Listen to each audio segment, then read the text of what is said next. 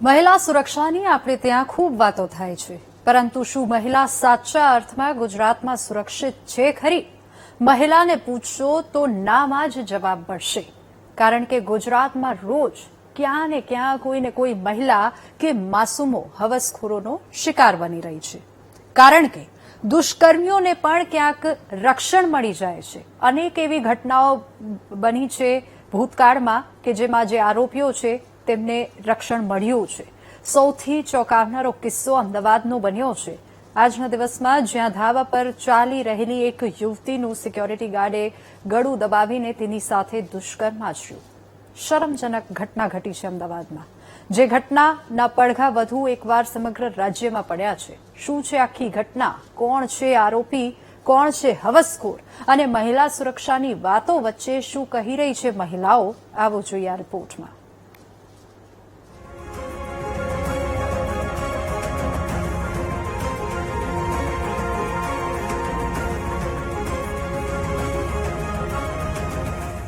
ગુજરાતમાં મહિલાઓ સુરક્ષિત છે. રાત્રે 12 વાગે પણ એકલી ઘરેથી બહાર નીકળી શકે છે. ભાઈ, આ બધી બસ વાતો જ છે. હકીકત તો એ છે કે મહિલા ઘરમાં કે સોસાયટીની અંદર પણ સુરક્ષિત નથી. આવી જ હેવાનિયતભરી ઘટના અમદાવાદના આનંદનગર વિસ્તારમાં બની છે, જ્યાં એક સોસાયટીમાં ફ્લેટ ભાડે રાખીને રહેતી યુવતી સાથે સોસાયટીના જ સિક્યોરિટી ગાર્ડે ગળે વાયર બાંધીને દુષ્કર્મ આચર્યું હતું. ઇન્ટિરિયર ડિઝાઇનિંગનો અભ્યાસ કરતી યુવતી ધાબા પર ચાલી રહી હતી, ત્યારે પાછળથી સિક્યોરિટી ગાર્ડે આવીને તેની સાથે શારીરિક સંબંધની માંગ કરી. યુવતીએ તેને ના પાડી અને તે પરત નીચે ઉતરવા ગઈ તો ગળે વાયર બાંધી 1 કલાક સુધી દુષ્કર્મ આચર્યું હતું. સિક્યોરિટી ગાર્ડ લિફ્ટમાં ધાબા પર આવતો અને દુષ્કર્મ આચર્યા બાદ જતો હોય તે સીસીટીવીમાં કેદ થયું છે.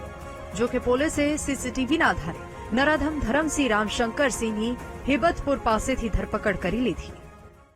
પોલીસ દ્વારા આખા વિસ્તારની કોમ્બિંગ કરી, જેમાં સીસીટીવી તમામ રૂટના ચકાસ્યા, એ ક્યાં ગયા હશે, અને બાતમીના આધારે તમામ જગ્યાઓ ચેક કર્યા. એ હેબતપુર પાસે એ પોલીસ દ્વારા એને ઝડપી પાડ્યા છે. અત્યારે પોલીસ એની પૂછપરછ કરી રહી છે અને જે આગળની કાર્યવાહી, જેમાં એના મેડિકલ તેમજ ધરપકડ કરીને આગળના પંચનામાની કાર્યવાહી કરવામાં આવશે. આજે આરોપી છે એ લગભગ 4 વર્ષથી જુદા જુદા જે સિક્યોરિટી એજન્સી છે એમાં કામ કરતા હતા. બહારગામથી અહીંયા આવતા હતા અને એને 3-4 એજન્સીઓ ચેન્જ કરી છે, અને છેલ્લી જે સિક્યોરિટી એજન્સી છે A1 સિક્યોરિટી એજન્સી, એમાં 4 દિવસ પહેલા જ એ આવ્યા હતા. મહત્વની વાત તો એ છે કે નરાધમ ધરમસિંહ રામશંકરસિંહ મૂળ ઉત્તર પ્રદેશના હરદોઈ જિલ્લાનો રહેવાસી છે, અને તે હજી માંડ 6-7 દિવસ પહેલા જ સિક્યોરિટી ગાર્ડ તરીકે નોકરીએ લાગ્યો હતો. તો A1 સિક્યોરિટી કંપનીએ પણ કોઈ પણ પ્રકારના વેરિફિકેશન વગર જ તેને નોકરીએ રાખ્યો હતો.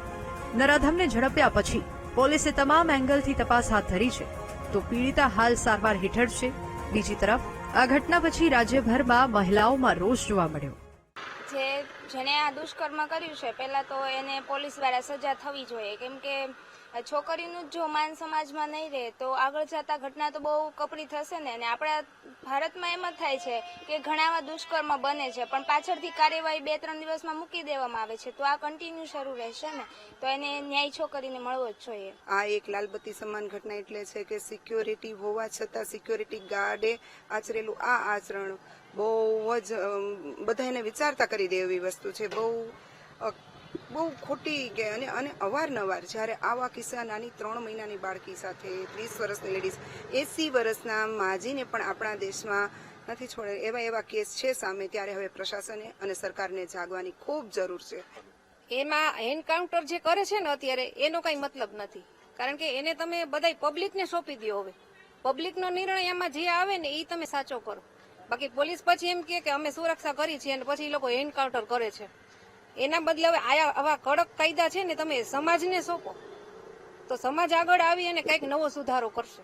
મુદ્દો અહીં દીકરીઓની સુરક્ષાનો છે. સિક્યોરિટી તો દરેક સોસાયટીઓમાં હોય છે, પરંતુ આવું કૃત્ય કદાચ પહેલી વખત બન્યું હશે, જેણે દરેક લોકોને વિચારતા કરી મૂક્યા હશે. લોકો પોતાની દીકરીઓની સુરક્ષાને લઈને ચિંતામાં સરી પડ્યા છે. કેમેરામેન રાજેશ ગઢવી સાથે પાર્થ જાની, VTV ન્યૂઝ, અમદાવાદ.